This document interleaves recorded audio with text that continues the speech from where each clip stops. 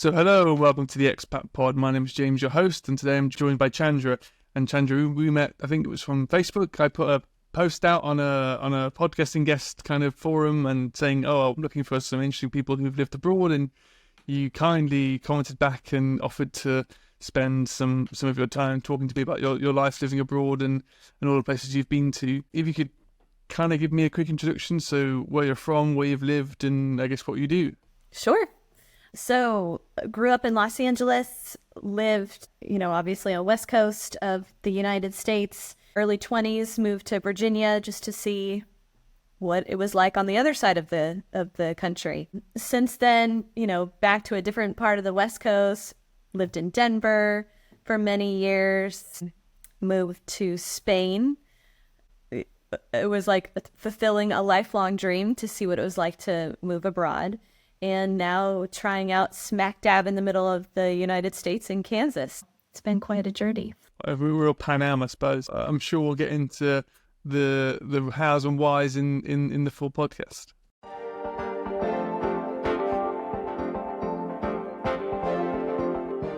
So hello and welcome to section 1 of the podcast about getting there. So Chandra, this is essentially the why. So it's what I tend to start my guests talking about. First of all, what was your kind of inspiration for wanting to live abroad or move from a young age? What was the reason or the kind of spark which made you want to pursue that in your life?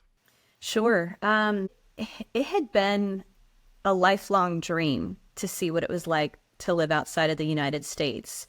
I've had the travel bug since I was, first on my own at 18. So I've always been on the go. Traveled across the pond many times. So just to see what it was like living on a different continent was very important. Had the opportunity in 2022. Unfortunately, there was so much chaos going on financially in our country that we just kind of decided, why not? Why not just sell it all and try it now? And come back in a couple of years once things have kind of settled down. So it was just a mixture of things that worked out at the right time. Why Spain? What was the draw for moving to Spain out of all the countries you could have chosen on a dartboard? Well, it was a dream of my ex-husband's to go to Spain. I probably would have leaned more towards Ireland. So we're just trying Spain first, I guess. And could either of you speak Spanish before you left? Or?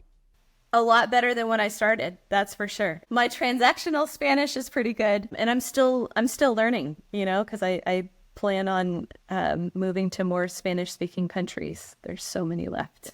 Well, there's a whole continent south of you, which would help. Exactly. Wonderful. And then, so what was the kind of kickoff in COVID then? So what was the kind of day zero for that process? Did you find somewhere in Spain? Did you, see a company helping you move? What was the kind of vehicle for delivering that? So it took us about a month really studying the maps and seeing which region kind of worked for our love of food, our love of mountains, being able to fly in and out if we needed to, because we had planned a lot of, short distance travel. So it kind of had to fit a bunch of parameters, and then we settled on the Rioja region of Spain, which is northern part of the country, just under the Basque region, about an hour and a half to 2 hours south of Bilbao.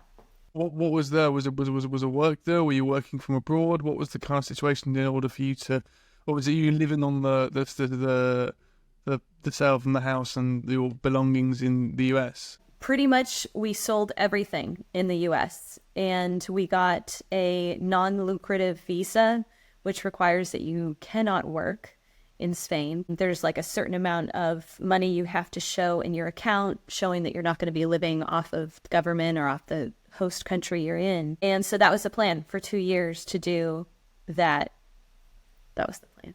Wow, so that's and that visa process. Did you have to go to the embassy? Did you have to do a lot of forms online or in person? How did you find out about the process? Actually, did you consult a lawyer or a YouTube channel perhaps? Pretty much all of the above. All of the above. First, we went down the Google rabbit hole, seeing everything that we could possibly learn about what it's like to move abroad. Early on, we decided that it would probably be the least stressful to hire an immigration attorney. And so we had someone, she was amazing. It cost us, I don't know, about $3,500, which is a little steep,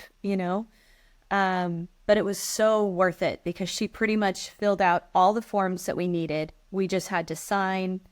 She would request additional information when it was due.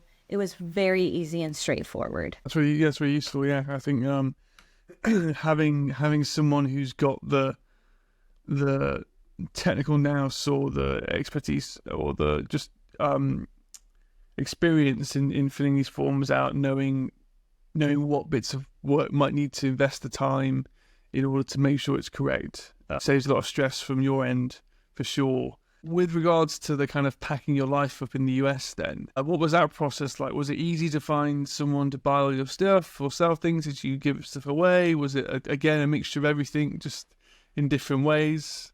It was a weird transition because, like I said, we had started with selling everything. So we sold our apartment, we sold our Jeep, we really pared down. And we were living in a small apartment in the city of Denver. So it's not like we had a ton of space to begin with.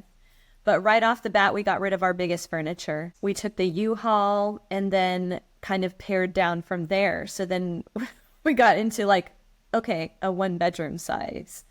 And then from there, we pretty much just took trips to the Goodwill and trips to the dump, just literally just paring down everything into a 5x10 storage unit. Oh, wow. So it's quite the minimalist lifestyle you went for. Yes. And we shipped 3 suitcases, and then we took 2 suitcases each. Oh, wow. And that is what we went with. And when you moved, had you already found accommodation before you moved? How did you find that? Was it all online viewings? Had you gone over before just to check it out? What was the kind of process in that sense, or was it all just going in blind? Oh, no, not going in blind. Kind of, again, a little bit of everything that you just mentioned, right? So first, we downloaded all the obligatory apps. It's like their equivalent of Trulia over there. It will come to me, the name of the app that we used. We haven't got Trulia in England, to be fair. Okay. Is it a house hunting app or? It is a house hunting app. It will come to me. I'm confident in this. So we got a pretty good idea of what we could afford based on just searching homes for a couple months on this app. And then we decided to do a scouting trip to Spain to see firsthand what the houses look like out there. And we secured an apartment. We did a lease over email. It was a lot of trust on both ours and the landlord's parts, but it worked out. And Spain does have a really good level of protection for people signing a lease. Like the landlord is obligated to do some additional steps so that you feel pretty secure as a tenant. That's quite useful. I can imagine it can be quite, if you're so far away and you're moving abroad and knowing you've got somewhere to go to and it's not a kind of scam, is an added stress you don't want to have, because you have to somehow find space for you and your, 7 luggage bags, which wouldn't have been fun or cheap. Exactly. Like, we're here. You can build a fort out of the bags, perhaps. Exactly. Well, I guess, is there anything else you needed to do before moving abroad, or I guess we can kind of move into the next section? Oh, yes. So we had an unfortunate situation where the post office, the carrier who was bringing back our background checks, just kind of threw our background checks onto a random porch. So we were looking at the very real possibility that we were going to miss our consulate appointment with our visa appointment and have to start all over again. And the post office does not protect consumers. So this is where things got spicy. So we're looking at missing all of these dates, having to start over. Our house is now sold, and we're planning a U-Haul trip, right? We had to start a congressional inquiry to get the post office to, not the post office, a new background check to be expedited, which is very difficult and it's not a pleasant process. But all of that just to say, even if things go super haywire, there's always a way to get it done. Sometimes very scary and stressful, but there's always a way to get it done. Was it an 11th hour kind of job? Yes. And I had COVID at the time that like the congressional inquiry was really kicking off, and we had like this many days. I was battling COVID and trying to get it done. It was... Was that a thing when you moved over then? Did they need you to be vaccinated? Did you have to prove that when you moved to Spain? What was the situation there? I do not remember. I know that we had our vaccines, but I don't remember if they required it. I apologize. It's okay, because I know we had to have COVID passports a lot in Europe. So if you travelled around, you would show it by your presidency NHS, and we'd have a QR code, and it would show our kind of vaccine history if we wanted to travel. And then you'd have to do a test as well beforehand. I was just curious if it was a similar thing going from the US when you moved. Yeah, I guess it's hopefully not a thing I want to think about again, but I just remember being quite a stressful time. Yes, I don't know if we'll ever go back to what it was like beforehand. It's just changed us so fundamentally, you know? Completely. And then you said, sorry, in the intro about you moved with your cat as well. So what was that like in the process of preparing your cat for the move, or did you need a kind of vet letters or a passport for your cat? You know, what was all that kind of process? So again, another one of those very stressful 11th hour procedures, right? So you have to get your animal checked out with a full physical. I want to say it's 11 or 12 days before you take off. And then immediately you send the paperwork physically to Department of Agriculture, and then for your cat. And then they need to turn it around and send you back their approval that they have looked at your animal and it's safe to be transported out of the country. And what was that length of time? Was it months, weeks, days? 11 days. Okay. Calendar days. Okay, so not working days. No, calendar days. A lot of faith that in the process that it's gonna just somehow work out. Yeah, very quick. But I guess it's very close to the end that you kind of like, come on, don't be sick of. Yes, like please don't be the one thing that holds us the entire move to Spain up. Yeah. And then there's deciding if your cat is going to be transported in the cabin with you or down in the holding area, you know, because not all airlines can guarantee that your animal can ride with you in, the seating area. So did you have to do the research? Did you call the airlines to kind of confirm that? What was the... Yeah. So first we had to search which airlines on their website advertised that they had seating with the cat or pet owners. And since it was a international flight, that's also something. So it's like some airlines will let your animal fly with you, but not internationally. So knowing which airlines would allow it, and then checking with the airline to make sure that they didn't have too many animals already booked, because then your animal would have to go into cargo. A friend of my girlfriend of mine was moving their cat from Atlanta to LA, and apparently they needed to use a litter tray whilst on the plane.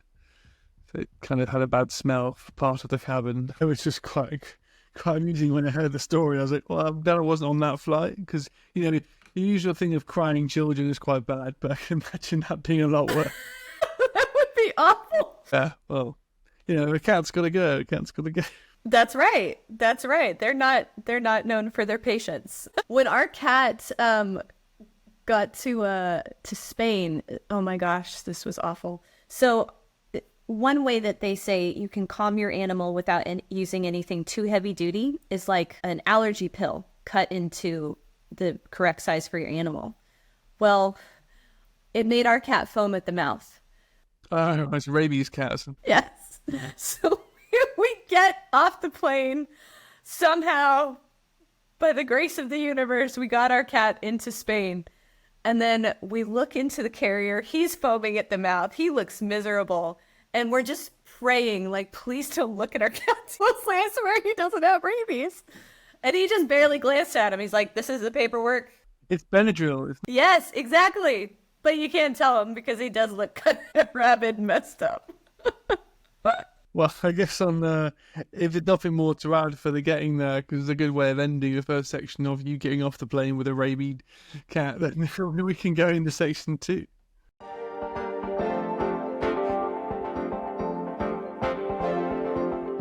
So hello and welcome to section 2 of the podcast, all about being there. So just essentially, we kind of talk about the first impressions or just your kind of experience of the life in the new country. So if we kind of go to your first day of living in Spain, so you get off the plane, you've got your cat who's frothing at the mouth and all your suitcases.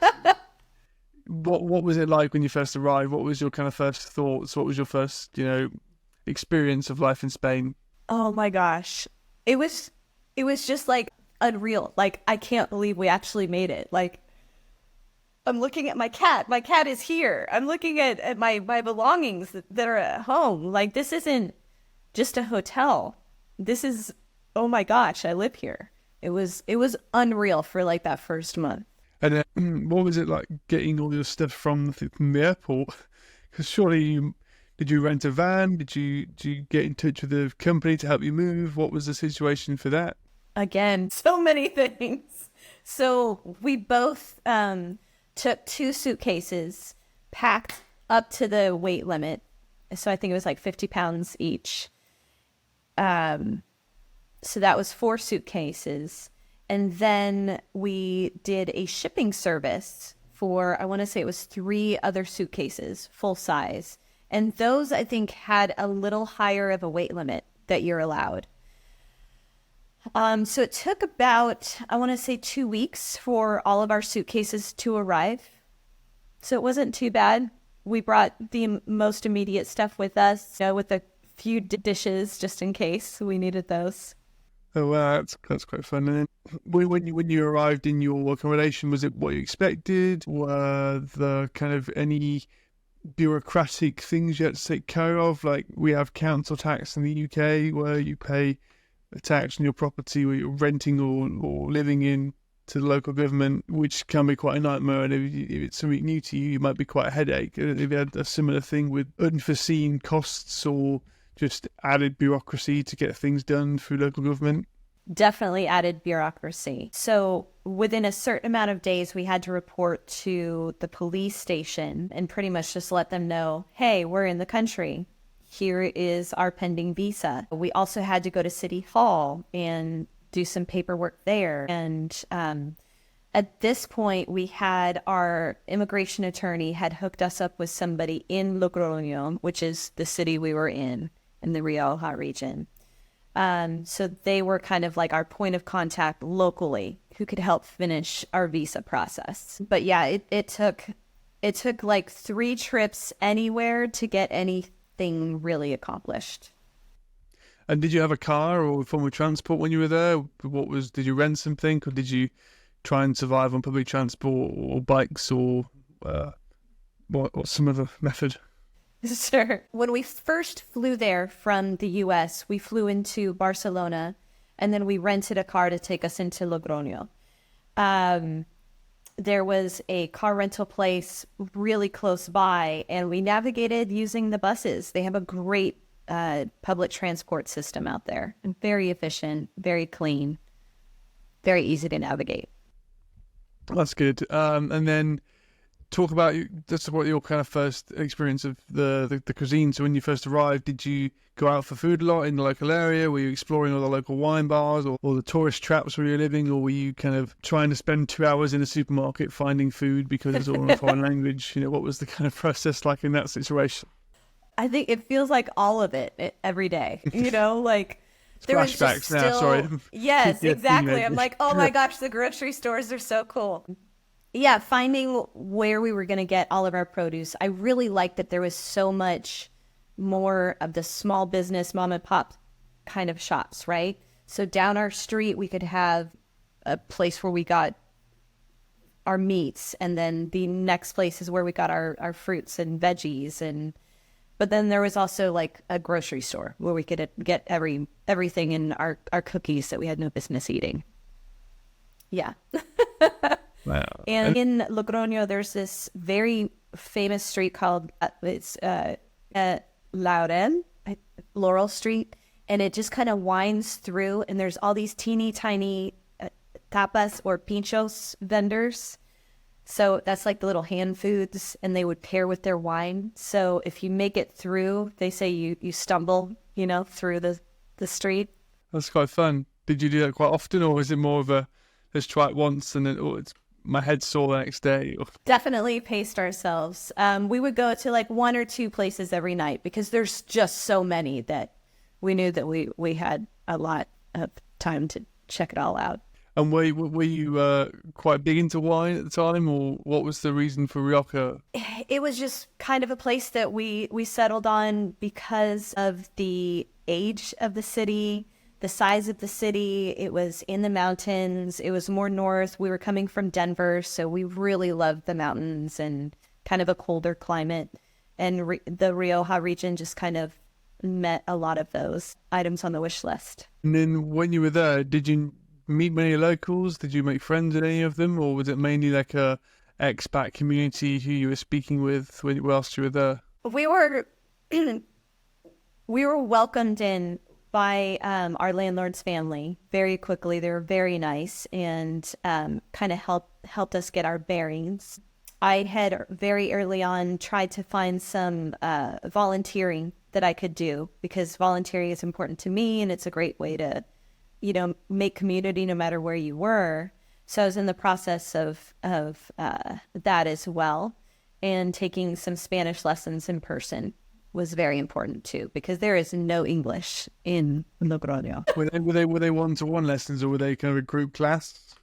Group class. Okay, so it's a good chance for you to make friends in that situation as well, especially with other English speakers learning Spanish. Absolutely. And there's so many different kinds of classes that are offered. There's one-on-ones, there's a bartering system. Like you said, if someone's trying to learn English, you can kind of help each other learn your language. languages. Language exchange. Yeah, exactly. Oh, wow, that must have been quite good fun. And whilst you were there, you said you were doing a lot of travelling, so what was it like having a new kind of lily pad, so to speak, in order for you to hop around Europe? But what were the places you kind of visited whilst you were there? So pretty much right in the beginning, it was all the local places to us. So going to Zaragoza and seeing Roman ruins that people are just eating lunch sitting in these ruins, and like, wait a second, this is amazing. These things have been around for thousands of years. Wow. I mean, it's all over Europe, to be fair. Yeah, it was crazy. It is amazing how much history you have in your own backyard out there. Wow. And then did you do what time of year were you there for? Was it summer or spring or autumn? Did you arrive? Did you plan fall that? into winter. Okay, so you're trying to miss the kind of cold for Denver, perhaps? If it gets cold in Denver, I don't know. It does get cold in Denver. Colorado is a big ski state in the United States. Yeah. And we like layering up. We're fans of winter.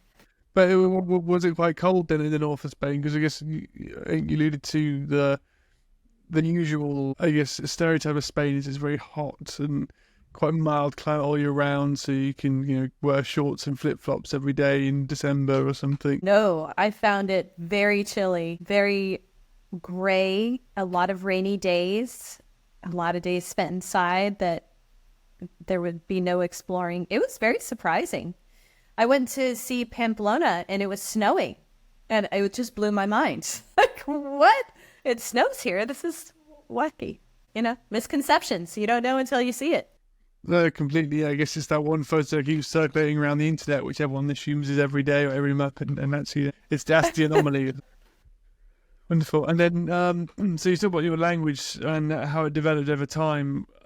Was it just the classes, or were you actively trying to speak a lot more with locals or, people you met in other cities? A little bit of everything. So I used the Duolingo app. Love that. Started using that about 6 months in earnest every day, like spending at least an hour. 200 days a week or something. That's right. And I still use Duolingo because I'm still working on my Spanish. And then when getting there, like I had mentioned, our landlord's family were very welcoming. So there would be an exchange of, okay, I'm going to do my best to practice with you, work with me, and then correct each other. And it was very kind. Wow. Was there anything else which kind of stood out to you? Obviously, you weren't working whilst you were there, so what was your kind of main way of filling the time? Walking, exploring, taking laps around the whole city, seeing what the museums held, and just sitting and breathing it all in. It was, just sitting at a cafe and really taking the time to enjoy this time to do it. Yeah, trying to be present, I suppose. It's always quite a good skill to have. Absolutely. And took full advantage of it. And have you made many good friends that you might still speak to now from that period in Spain? Was it valuable in that sense? People are it's like they're slow to open up, much like anywhere. But then once you do, it's like you've made a friend for life. Once you found that weakness or the common ground or mutual common connection. Ground, yeah, absolutely. Was there anything else in your time abroad then? Did you get through any homesickness? Did you miss anything from home whilst you were living in Spain? Finding an appropriate time to eat lunch was very, very difficult. The siesta was very hard to navigate because some people it starts at 1, some people it starts at 4. Some people open back up at 7. Some people don't open back up until 9. There's the length of the feast as well. If you have 2-hour lunches where you go for a nice sit-down meal and a full 3-course meal, but you're sitting down and really resting between the working hours. Yes, exactly. So that was a little hard to navigate. I thoroughly enjoyed seeing what it's like for someone to move to a place where they don't have command of the language, they don't know anybody, and they're just kind of having to wing it in a language that's not native to them. It felt good. It helped me see what a lot of people have to go through. Great. Was there anything else you wanted to talk about being there itself? Is there anything which kind of stands out for you from your life in Spain? It's just such a beautiful country. And go. No matter which country is on your list, just go. You can do it. There's nothing that prevents us from doing it. Wonderful. What a great way of ending section 2, and we'll go into section 3 a bit more about your advice and your kind of review.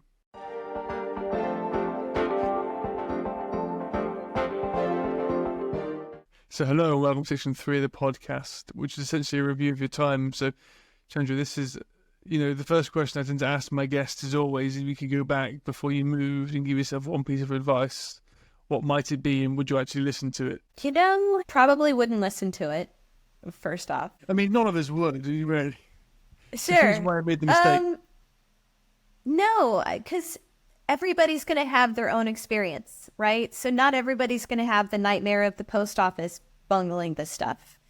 But everybody's going to have their own nuance that makes it stressful or less stressful as they do it. But it's worth it, It's all worth it. For sure, yeah.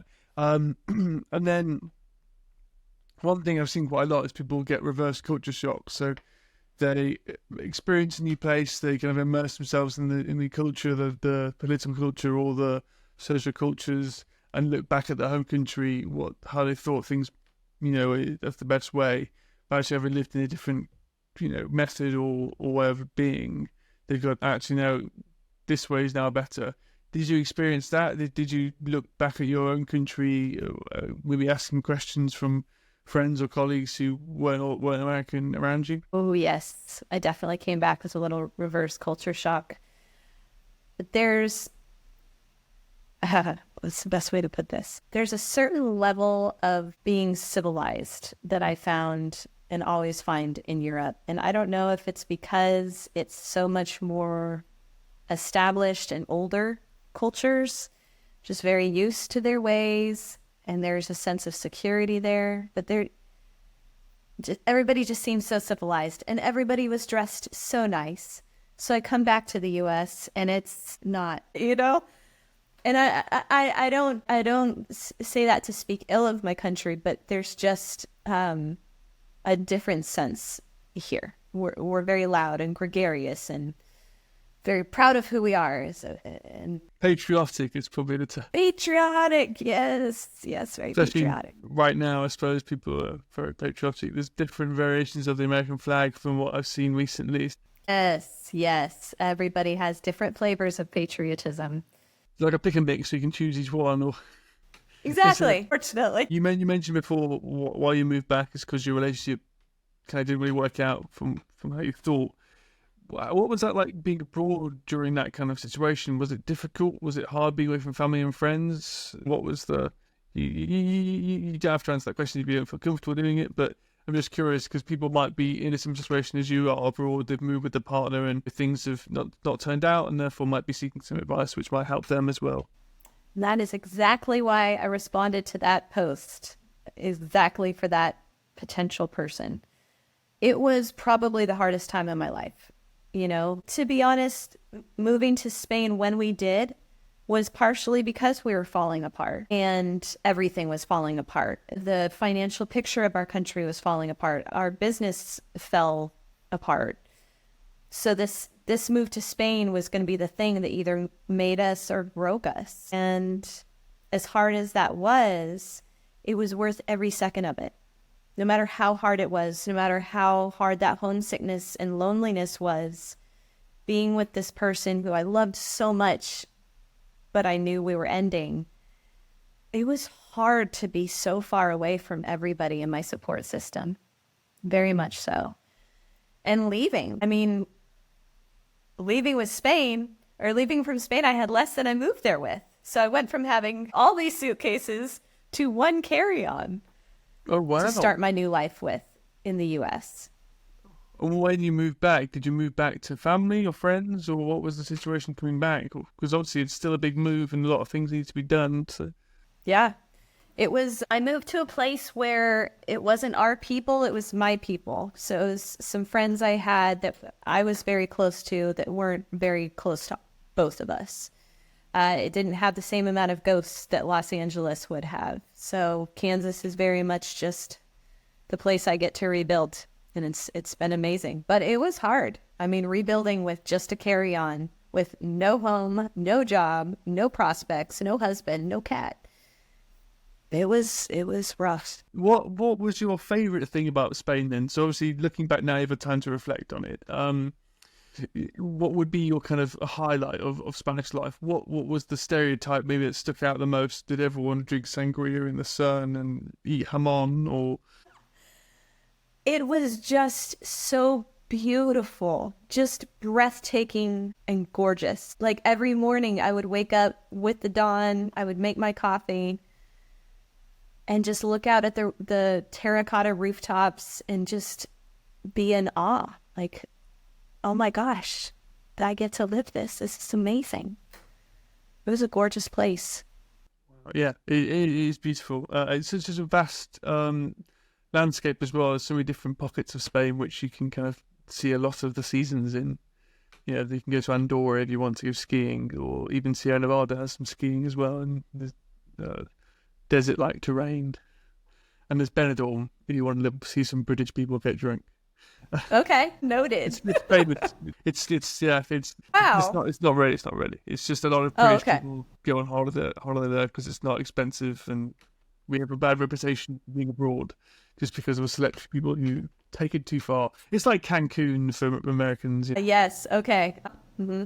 I know exactly what you're saying. Is there anything else that advice you'd give to people? Maybe touching on your kind of situation, why you joined the podcast, to talk about that. So, is there anything you would kind of list for someone who might be in a similar situation of like kind of things they should do or steps they should take in order to, have a way out? Yes, absolutely. If possible, give yourself plenty of time. So if you think it's going to take 6 months, allow yourself a year, because nothing happens overnight. Some of these steps in the process you may have to do 2 or 3 times, like fingerprints or a background check. You just never know what kind of things are going to pop up. If it's at all possible, hire an immigration attorney. The unfortunate reality is they just have the knowledge that the average person doesn't. And that's not to say that they have the right contacts, because it did feel like it was a pretty level playing field, as far as someone with an attorney versus someone without. But they just know, hey, in November, applications tend to take longer. And I'm just using that as an example. I don't mean that. It's worth every single penny. But they're the specialists, right? So. Exactly. And they'll make a very stressful situation less stressful. We need more people like that in our lives. I know, right? Seems to be the inverse. Wonderful. And then is there anything else you wish to add about your life abroad, or advice for people, anyone else? Where would you like to go next? What's your horizon looking like for future trips? Well, I have started a peer coaching business. So in addition to working as a peer coach for women who are experiencing traumatic breakups, I also teach Pilates. So I'm working on getting an international certification so that I can go anywhere in the world. As for now, people can book mat Pilates with me, and we can do a one-on-one session from anywhere. That's what my future looks like. But yeah, I just encourage everybody to go. Find a place you want to go and go. Just go. And do you do the Pilates and the coaching in tandem, so you can invite people who might be having a shared situation into the same room or same online room to make a community and talk and find help in a shared struggle or shared trauma? Both. Yeah. There are some clients that have, we were initially scheduling these two different sessions thinking that they're not related. But then when you take the breath work of Pilates into just the somatic nature of Pilates and digging into trauma, I mean, things are very interrelated. That's very, very, very true. I think I don't do too much Pilates. My girlfriend does Pilates quite a lot. I tend to do a lot more meditation, in which for me is my I guess Pilates, from my understanding of it, and please correct me if I'm wrong, is you're doing like meditative exercise. So it's all about the connection with the breath work, kind of like yoga, but with a bit more core strength. I think that's probably the closest description I've heard for someone who doesn't know Pilates. Yes. There's like three aspects to it. So all the exercises are very corrective, right? And as you practice, you're focusing on your breath. So there's that meditative quality. You're focused on your alignment, and you're focused on how you're moving. So the mind is so focused on so many things, there's just no room for anything else. And that's probably what makes it so meditative. Good at staying present and being in the moment. Has to be with your body's trembling because you're holding a plank. Exactly. Well, thank you for sharing. And I don't know if you wish to just say again where people might find your work and where they can get in touch with you. Yeah, absolutely. My website is strollingsky.com, and that's SKYE. And you can either book a Pilates session. I also provide peer coaching for women with PMDD. It is a neurological hormone disorder, and peer coaching for women going through traumatic breakups. So strollingsky.com, or Instagram handle is strollingsky Pilates. And they'll be in the show notes below. So if you do wish to go and check out Chandra's work, please do. I encourage you to. And you'll see that below somewhere, or on Spotify or many social media platforms, I'm sure, how we're posting around. Yeah, and just thank you for your time. We really appreciate your sharing the story, and one which is not easy to do, as we kind of alluded to towards the end, which, it just shows that moving abroad isn't all, sunshine and rainbows or sunflowers in your situation, being in a sunflower state.